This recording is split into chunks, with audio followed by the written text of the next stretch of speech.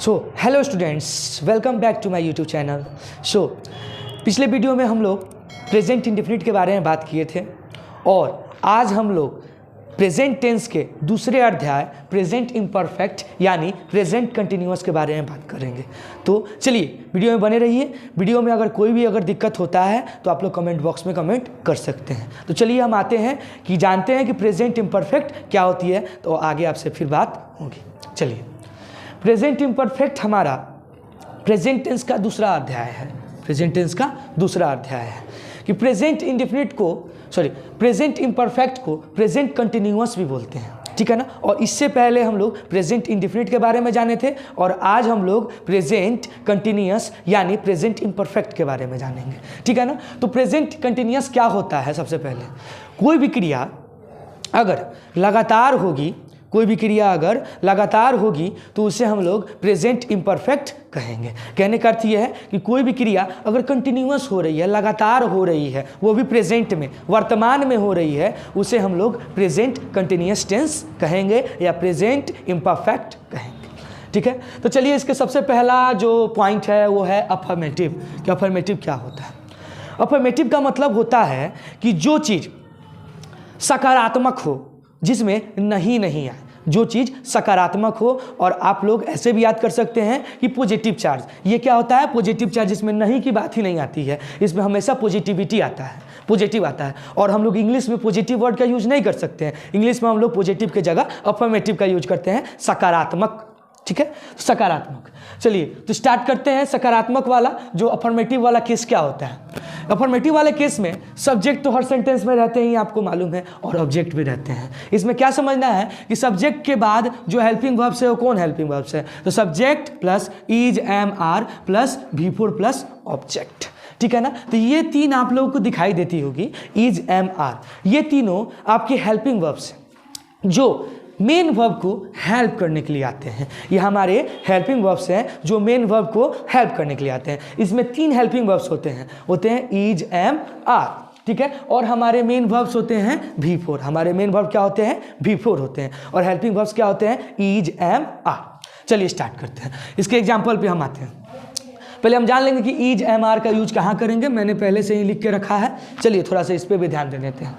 Is का उपयोग हम सिंगुलर नाउन के साथ करेंगे, या सिंगुलर नेम आप बोल सकते हो, सिंगुलर नाउन्स के साथ करेंगे, ठीक है ना। और हम लोग ही के साथ करेंगे। इज का उपयोग सी के साथ कर सकते हैं, इट के साथ कर सकते हैं, डैट के साथ कर सकते हैं, दिस के साथ कर सकते हैं। आप टोटली इतना समझिए कि इज का उपयोग हम लोग सिंगुलर नाउन के साथ करेंगे या तो सिंगुलर प्रोनाउन के साथ करेंगे। मतलब आपको जहां करना है, जहां भी यूज कीजिएगा, सिंगुलर ही होना चाहिए, ठीक है ना। उसके बाद आप लोगों को ये मैं बता दूं कि एम जो दूसरा है इसका हेल्पिंग वर्ब है एम, इसका उपयोग हम सिर्फ आई के साथ करते हैं, ठीक है ना। इसका स्पेशल यूज है, कंडीशनल यूज आप कह सकते हैं कि एम का उपयोग हम आई के अलावा दूसरे जगह कहीं नहीं कर सकते हैं। तो देखिए, आई का उपयोग हम एम के साथ करते हैं।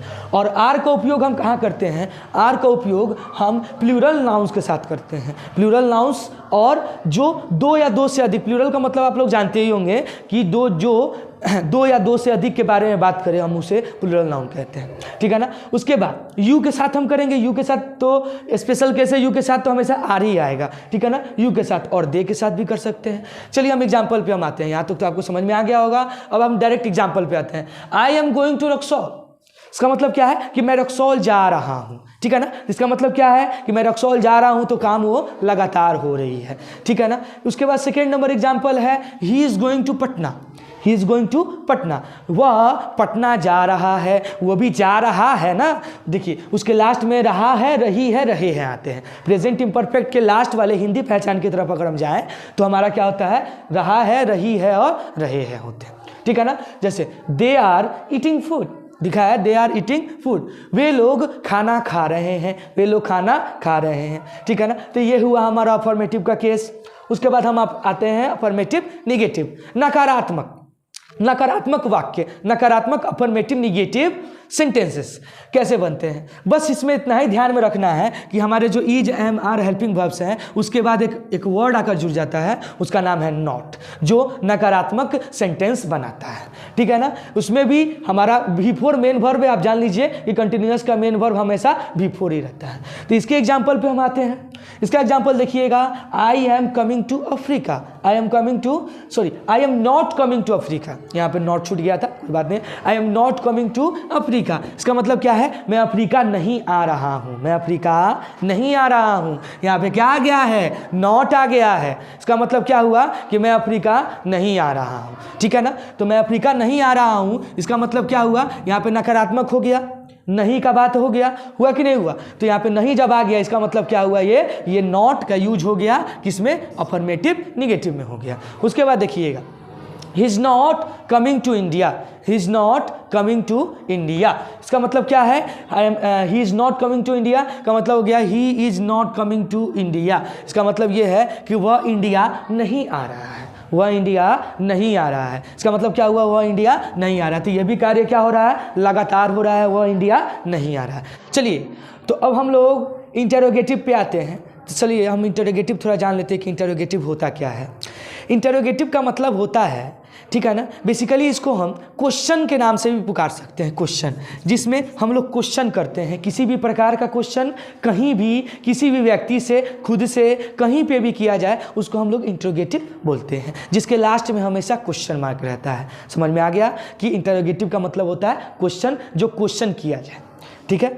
तो चलिए इस पर थोड़ा आते हैं। इसके बनाने का तरीका कुछ ट्रिक के अनुसार आप लोगों को समझना पड़ेगा कि जैसे हम अफर्मेटिव पे जरा आते हैं। अफर्मेटिव पे हम क्या किए थे, अफर्मेटिव निगेटिव में, कि सब्जेक्ट और इज, एम, आर है, सब्जेक्ट के बाद हमारा हेल्पिंग वर्ब है, सब्जेक्ट के बाद हमारा हेल्पिंग वर्ब है। लेकिन जब भी इंटरोगेटिव हमको बनाना होगा तो हेल्पिंग वर्ब हमारा आगे चला जाएगा और सब्जेक्ट हमारा पीछे चला जाएगा। आया बात समझ में कि हमारे जितने भी हेल्पिंग वर्ब्स होंगे वो आगे चले आएंगे और सब्जेक्ट हमारे हेल्पिंग वर्ब्स के जगह पे चले जाएंगे, तो हमारा क्या बन जाएगा, इंटरोगेटिव बन जाएगा। देखिए सेम प्रोसेस हुआ है, इज, एम, आर आगे आ गया है और सब्जेक्ट पीछे चला गया है। तो सब्जेक्ट पीछे जाने से क्या बन गया है, हमारा इंटरोगेटिव बन गया है। ठीक है ना। और यहाँ पे भी कोई चेंजिंग नहीं है, बस एक ही चेंज हुआ है कि हेल्पिंग वर्ब्स आगे और सब्जेक्ट पीछे। ठीक है ना। मेन वर्ब वही है, V4 का V4, ऑब्जेक्ट वही है। और लास्ट में आपको हम बताएं, किसी भी प्रश्न के एंड में क्वेश्चन मार्क तो रहता ही है, तो वही क्वेश्चन मार्क यहाँ पे है।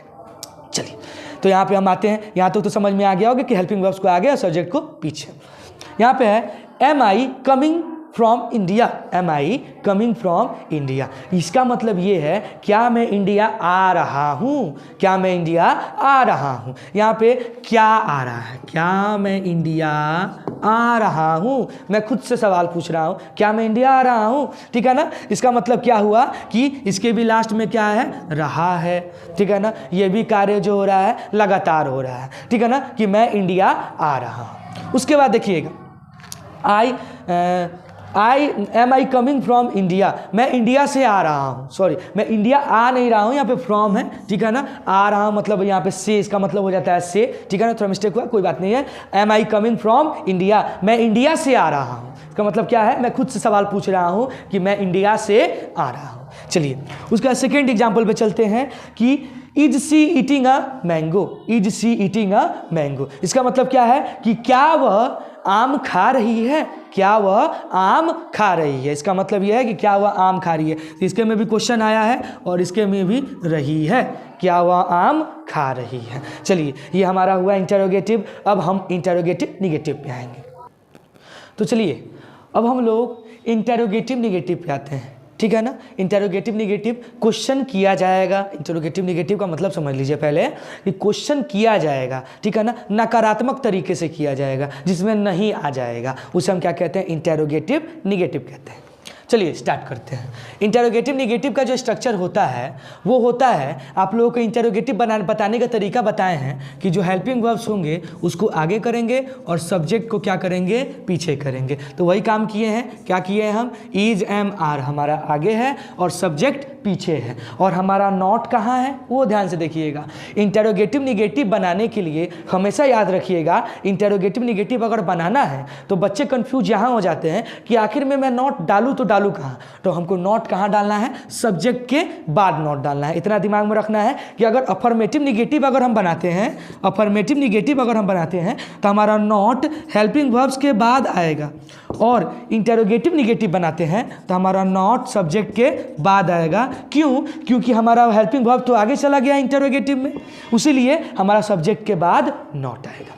चलिए, और V4 plus object plus question mark. आप तो जानते ही हैं कि जो क्वेश्चन बनेगा उसमें तो क्वेश्चन मार्क रहेगा, और हमारा कंटिन्यूअस का मेन वर्ब V4 ही होता है। चलिए, is he not eating a mango, यहाँ पे लिखा है is he not eating a mango, क्या वह आम नहीं खा रहा है, क्या वह आम नहीं खा रहा है। अगर हम पूछते हैं क्या वह आम नहीं खा रहा है, क्या वो खाना नहीं खा रहा है, क्या वो गाना नहीं गा रहा है, इसमें क्या हो रहा है कि इसमें क्वेश्चन तो किया जा रहा है, ये तो डेफिनेट है कि क्वेश्चन किया जा रहा है, सर्टेन है, पर यहाँ पे नकारात्मक तरीके से किया जा रहा है। क्या वो काम नहीं कर रहा है, क्या वो खाना नहीं खा रहा है, इसका मतलब ये हुआ आर दे, ठीक है ना, are they not going to India, are they not going to India. इसका मतलब क्या है कि वे लोग इंडिया नहीं जा रहे हैं, क्या वे लोग इंडिया नहीं जा रहे हैं। अगर हम पूछते हैं अपने फ्रेंड्स से, किसी से भी, कि क्या तुम लोग इंडिया नहीं जा रहे हो, चाहे क्या वे लोग इंडिया नहीं जा रहे हैं, यहाँ पे क्वेश्चन किया जा रहा है,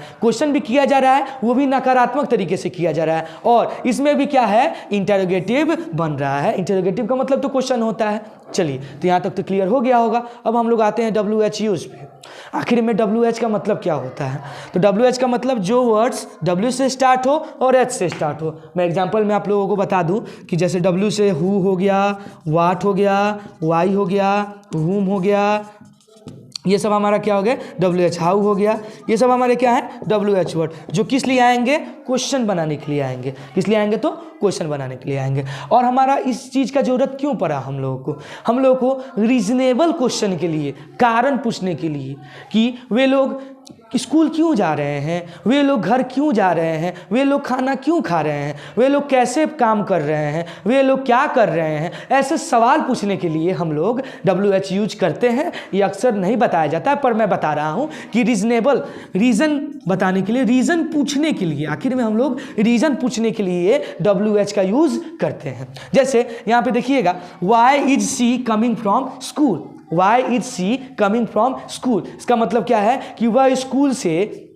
क्यों आ रही है, वह स्कूल से क्यों आ रही है, वह स्कूल से क्यों आ रही है। यहाँ पे क्या पूछ रहे हैं, रीजन पूछ रहे हैं, कारण पूछ रहे हैं, क्यों आ रही है, उसको क्या हुआ है, वो क्यों आ रही है, तो यहाँ पे हम कारण पूछ रहे हैं। उसका सेकेंड नंबर है, यहाँ पे क्वेश्चन है how is he doing this work.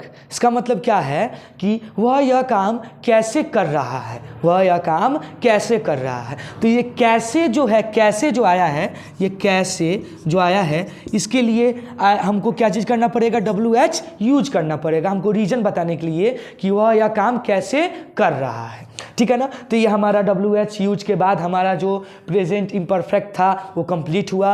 और आप लोगों को ये वीडियो अगर अच्छी लगी होगी तो आप लाइक कीजिए और कमेंट कीजिए, और चैनल पे अगर नए हो तो सब्सक्राइब कीजिए। आप लोग सब्सक्राइब कीजिएगा तो मुझे भी वीडियो बनाने का मन करेगा। तो थैंक यू।